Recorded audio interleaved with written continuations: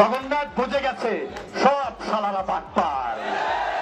ফেসবুকে ঢুকলে চারপাশ থেকে একটা পোস্টই বারবার চোখে পড়ছে, তা হচ্ছে উই আর নাহিদ। আবার কিছু ভিডিওতে আমরা নাহিদের বিরুদ্ধে ছাত্রদের স্লোগান দিতেও দেখতে পাই।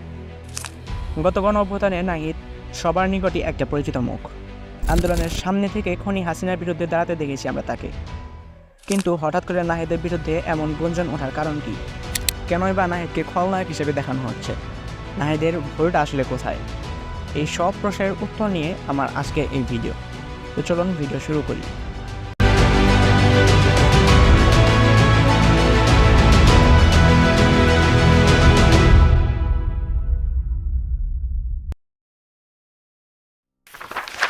নাহিদ আমাদের সকলের পরিচিত মুখ।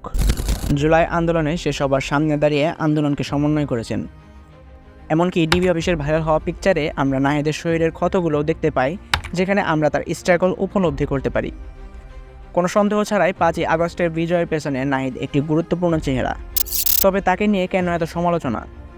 ন্যাশনাল ইনস্টিটিউট অফ বায়োটেকনোলজি তথা এনআইবি এর মহাপরিচালক পদে নিয়োগকৃত অধ্যাপক মোহাম্মদ শাহিদুর রহমানের পক্ষে নাহিদের স্বাক্ষর দেখতে পাওয়া যায়, যা নিয়ে যত সমস্যা। কেননা শাহিদুর রহমান আওয়ামী লীগের সদস্য ছিল, তাই সকলে নাহিদকে অন্য নজরে দেখতে শুরু করে, অনেকে দালাল হিসেবেও আখ্যায়িত করে। এরপর নাহিদ তার অফিসিয়াল পেজে নিজের ভুল স্বীকার করে বলে, 15ই অক্টোবরের নিয়োগ 22শে অক্টোবরই বাতিল করা হয়েছিল। সুপারিশকৃত গোপন নথির ছবি যারা পেয়ে যায় তাদের কাছে বাতিলকৃত প্রকাশ্য নোটিশটি অজানা থাকার কথা না। এরপরও যে কোনো মূল্যে অসত্য প্রচার করে বিতর্কিত করাটা এই সময়ের রাজনীতি। মূলত আওয়ামী বিরোধী ও আন্দোলনের পক্ষের একটি গ্রুপ থেকে এই ব্যক্তির সুপারিশ করেছিল।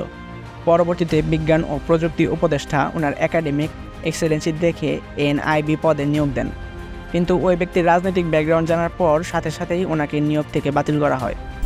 এই পোস্টে নাহিদ ইসলাম বলে, মোহাম্মদ শাহিদুল ইসলাম যে আওয়ামী লীগ সদস্য ছিল তা নাহিদ ইসলাম জানত না। যখন জানতে পেরেছে তখন সাথে সাথে তার নিয়োগপত্র বাতিল করেছে। যারা তাকে নিয়ে সমালোচনা তৈরি করার অপচেষ্টা চালাচ্ছে তারা শুধু তার নিয়োগের কথাটাই প্রচার করেছে, কিন্তু পরবর্তীতে বাতিল করার বিষয়টি নিয়ে কিচ্ছু বলতেছে না। তাই নাহিদের পাশে দাঁড়ানোর জন্য সালমান মুক্তাদি, সাজিদ আলম, হাসনাত আবদুল্লাহ সহ তার সাপোর্টাররা উই আর নাহিদ লিখতেছে ফেসবুক জুড়ে। বিরোধীরা জগন্নাথ বিশ্ববিদ্যালয়ের ছাত্রদের এই আন্দোলনকেও পুঁজি করেছে নাহিদের বিরুদ্ধে, কিন্তু সত্যিকার অর্থে এই আন্দোলনের সাথে নাহিদের কোনো সম্পর্ক নেই।